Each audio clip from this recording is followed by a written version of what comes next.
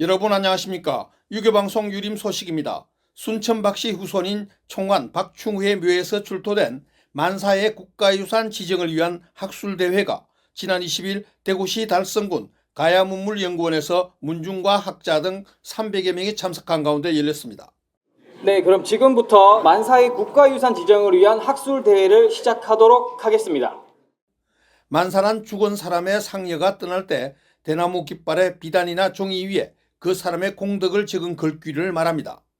순천 박씨인 총관 박충우는 지편전학자인 사육신 박팽년의 5대 손으로 1552년 4월 현재의 달성군 멱골에서 태어나 묵가에 급제한 뒤 동지 중추부사 겸 오이총독부 부총관을 지냈으며 충절의 상징인 사육신의 유일한 혈족입니다. 1592년 박충우는 함참 현감 때 임진왜란이 발발하자 동생 박춘융과 의병을 모집해 대구에 주둔 중인 왜군 100구를 참획하는 등 큰 전과를 올렸습니다. 또 박충우의 두 딸은 왜군이 대구로 쳐들어오자 절개를 지키기 위해 낙동강에 투신해 동국 신속 상강행실도의 이부토강의 두 자매의 충절이 기록되어 있습니다. 가족의 비극에도 불구하고 큰 부호였던 박충우는 전쟁으로 궁핍한 생활을 이어가던 지역 백성들에게 곡식을 나눠주고 조사차 방문한 명나라 사신을 극진히 모심으로써 당시 국익에 큰 영향을 끼쳤습니다. 박충우는 1611년 2월 60세의 일기로 세상을 떠났으며 낙동강변인 경북 성주군 지족산에 묻혔습니다.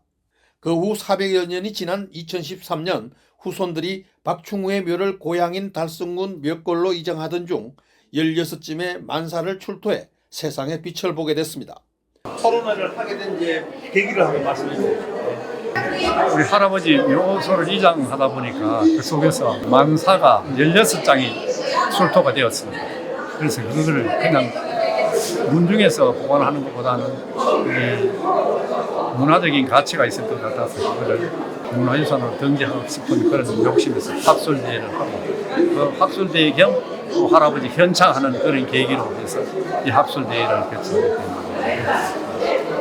박충우의 죽음을 애도한 만사의 작성자는 모두 16명으로 정구, 서사원 등 고향 인근의 선후배와 관직에 있을 때 교류했던 정사호 사헌부 대사원 등 관료와 이신민 등 친인척들입니다. 이들이 지은 만사는 모두 생전 박충우와의 관계, 공적, 죽음에 대한 슬픔 등을 한자로 표현했으며 크기는 폭 40cm, 길이 2m 전후의 깃발입니다. 학술대회에 참석한 학자들은 이구동성으로 이들 만사들이 서체와 형식이 모두 다를 뿐만 아니라 당시의 상장내 문화를 엿볼 수 있는 귀중한 자료라고 밝혔습니다.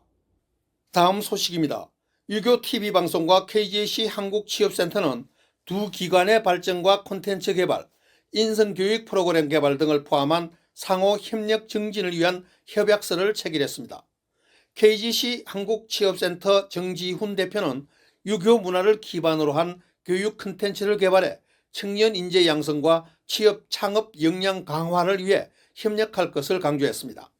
정 대표는 또 두 기관이 업무 협약을 통해 정부 사업 운영과 유교 문화 확산을 위한 사업에 적극 협력할 것이라고 밝혔습니다.